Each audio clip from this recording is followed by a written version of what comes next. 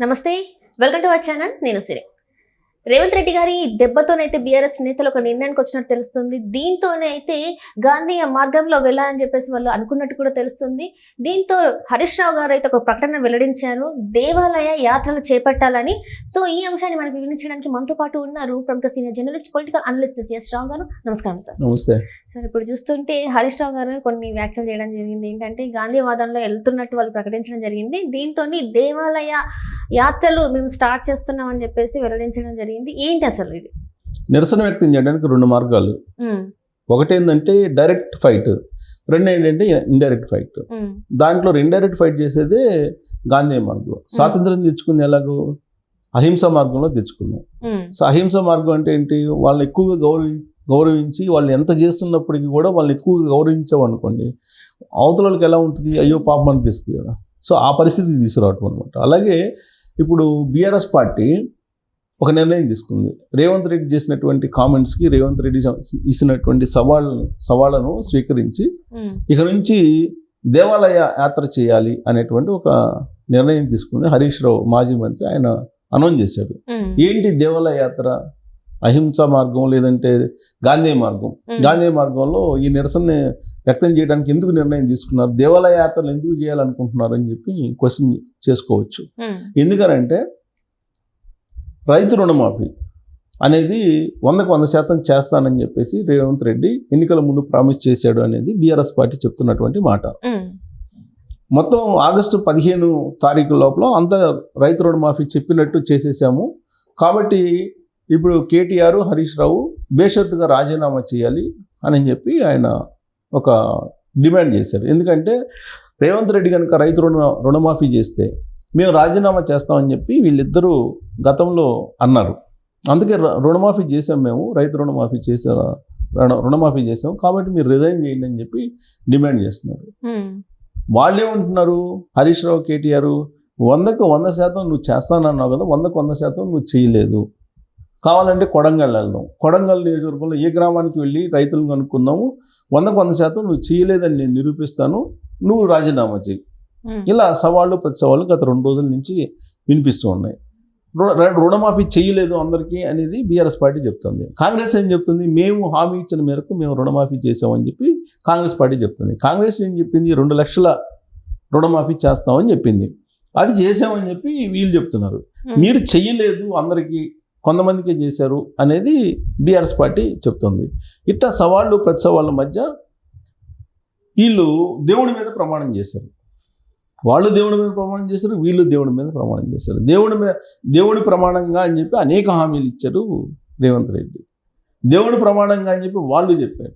కాబట్టి ఆ దేవుడిని కేంద్రంగా చేసుకుని ఇప్పుడు దేవాలయాలకు వెళ్దాము, దీని మీద ఇది రైతు రుణమాఫీ చెయ్యలేదు 100% అనేది దేవుడి దగ్గరే తెలుసుకుందాం అని చెప్పి వీళ్ళు తెలంగాణలో ఉండేటువంటి దేవాలయాలన్నిటికీ తిరిగి దేవాలయ యాత్ర చేయాలనేది ఒక నిర్ణయం తీసుకున్నారు. ఆ దేవాలయ యాత్ర చేయడానికి కారణం, దేవాలయ యాత్ర ప్రకటించడానికి కారణం ఇది.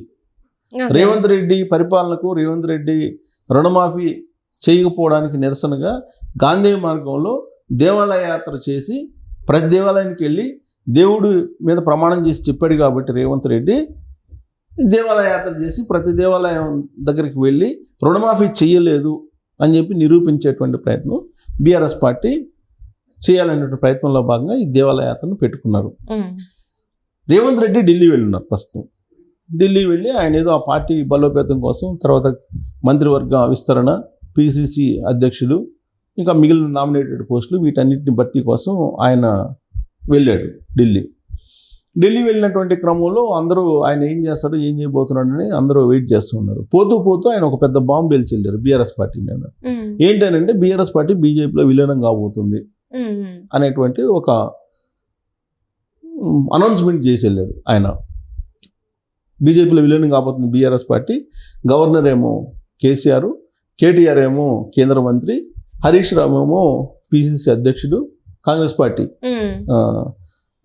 కాంగ్రెస్ బీజేపీకి ఆయన శాసనసభ పక్ష నేత కాబోతున్నాడు, ప్రతిపక్ష నేత. కవిత ఏమో ఆమెకి రాజ్యసభ మెంబర్ అయిపోతున్నారు. ఈ పదవులు అనౌన్స్ చేసి ఇదంతా డీల్ అయిపోయింది బీజేపీ తోటి. ఈ డీల్ అయిపోయింది కాబట్టి కవిత బయటకు వస్తుంది. బీఆర్ఎస్ పార్టీ బీజేపీ విలీనం అవుతుందని చెప్పేసి ఆయన ఆ డీల్ గురించి ఢిల్లీలో హరీష్ రావు కేటీఆర్ ఇద్దరు వెళ్ళి ఈ డీలే కుదుర్చుకొని వచ్చారని చెప్పి అనౌన్స్ చేసి ఆయన ఢిల్లీ వెళ్ళిపోయారు. ఆయన అనౌన్స్మెంట్ చేసినటువంటి కొద్దిసేపటికి బండి సంజయ్ కేంద్ర మంత్రి ప్రెస్ మీట్ పెట్టాడు. ప్రెస్ మీట్ పెట్టి బీఆర్ఎస్ పార్టీ బీజేపీలో కాదు, బీఆర్ఎస్ పార్టీ కాంగ్రెస్లో విలీనం అవుతుంది. సో కాంగ్రెస్లో విలీనం అవుతుంది కాబట్టి కాంగ్రెస్ ఏఐసిసి పదవి ఏమో కేసీఆర్కి ఇస్తారు.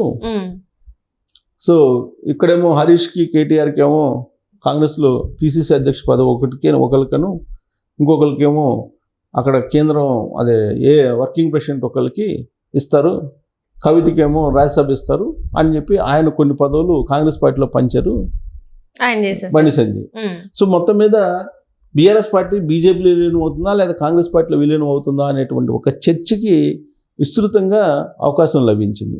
అటు బండి సంజయ్ ఒక రకంగా చెప్తే కాంగ్రెస్ పార్టీలో విలీనం అవుతుంది బీఆర్ఎస్ పార్టీ అని, ఈయనేమో బీజేపీలో విలీనం అవుతుందని చెప్పి ఈయన ఢిల్లీ వెళ్ళిపోయారు. సో దీంతో అసలు బీఆర్ఎస్ పార్టీ మనుగడ ఉంటుందా ఉండదా అనేటువంటి చర్చ చాలా విస్తృతంగా జరుగుతున్నటువంటి సమయంలో హరీష్ రావు బయటకు వచ్చాడు, కేటీఆర్ బయటకు వచ్చి అసలు రేవంత్ రెడ్డి ఇచ్చినటువంటి హామీలని ఏవైతే ఉన్నాయో వాటిని ఇంప్లిమెంట్ చేయకుండా దాన్ని డైవర్ట్ చేసేటువంటి ప్రయత్నంలో భాగంగా ఇలాంటి స్టేట్మెంట్లు ఇస్తున్నారు.